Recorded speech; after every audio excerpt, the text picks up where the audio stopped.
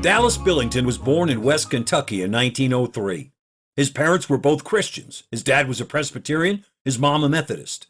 They were godly people who knew how to pray. When Dallas was just a 2-week-old baby, he caught pneumonia.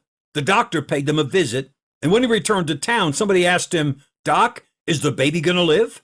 The doctor said, "I'm sure he'll be fine. I saw Jim Billington out by his barn praying. And when he goes to praying, things happen." Baby Dallas soon recovered. Dallas grew up going to church every Sunday. All his sisters and brothers got in the hay wagon, and his dad would take the whole family 3.5 miles to the Methodist church called Russell's Chapel. They'd often attend revival meetings at the Sugar Creek Baptist Church. His dad would read the Bible and pray with his family every night. But somehow, in the middle of all that Christianity, Dallas didn't get saved. He was 11 years old listening to the pastor preach the first time he realized he was a sinner who needed Christ. After that, he thought often about getting saved. The next time they went to the revival meetings, and it was invitation time, the choir was singing, people were going to the altar, Dallas came close to walking the aisle. And then he said no. After that, it got easier and easier to say no to the Spirit of God. From the time he was 11 until he was 22, person after person urged him to get saved, but he resisted.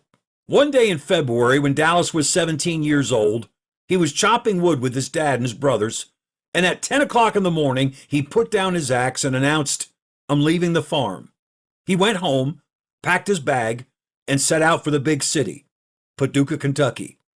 As he left, his dad took his arm and said, "Son, I'll never stop praying for you to get saved." Dallas arrived in Paducah and got a room for $1 a day.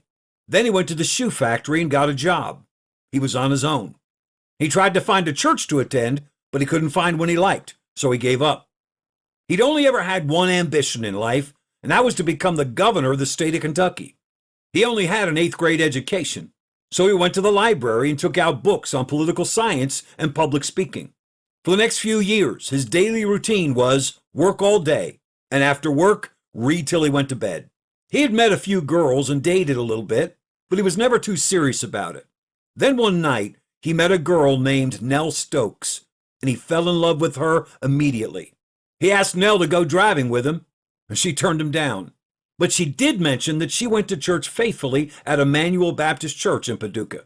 Dallas hadn't been to church in a while, but that Sunday, he showed up at Emmanuel Baptist Church. And in order to keep seeing Nell, he started going to church faithfully.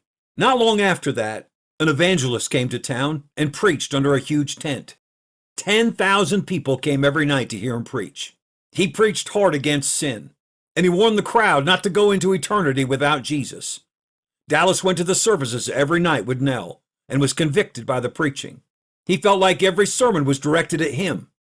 One night, the preacher caught his attention when he said, "Jesus became your sin bearer. He took your place on Calvary, but now you must believe on him." Dallas got saved that night, and he knew immediately that everything had changed. Dallas and Nell decided to get married, but they knew that he wasn't making enough money to support them. So Dallas moved to Akron, Ohio, and got a better job there.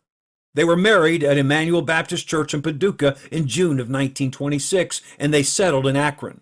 When they tried to choose a church together, they realized they didn't agree on baptism. Nell had been saved and baptized when she was 16. Dallas grew up believing in sprinkling, but he had never been sprinkled. He decided to study the Bible and let God show him. And when he did, he saw without a doubt that he needed to be baptized by immersion. He was baptized, and together they united with the church in Akron. Soon, Nell had a baby boy, and the baby became the love of their lives.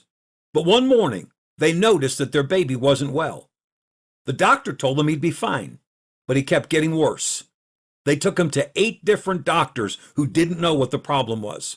Finally, they found a doctor who said their baby had a serious gland problem and needed surgery immediately. While the baby was in surgery, Dallas went to the Lord in prayer. He had known from the time he got saved that God wanted him to preach. But just as he had said no to salvation for 11 years, he'd been finding ways to tune out God's call to preach. But that day, he prayed, "Lord, I've been ignoring your call. I will preach. Please heal my son." The baby came through surgery and recovered quickly. Dallas started out teaching a boys' Sunday school class. Then he started preaching in a rescue mission. Then he went to a local radio station and they let him preach on the radio for $7.50 a week. He and his wife had a passion to lead people to Jesus. So the day came when Dallas told his wife, "This city needs a church that reaches the lost for Jesus Christ." They started Akron Baptist Temple in 1934 with 14 people, and they built it to 16,000 members. Dallas Billington pastored the church until his death 38 years later. In 1962, he published the story of his miraculous life and ministry in a book titled God is Real. Christian, what is God calling you to do? And what is your answer? Stay the course.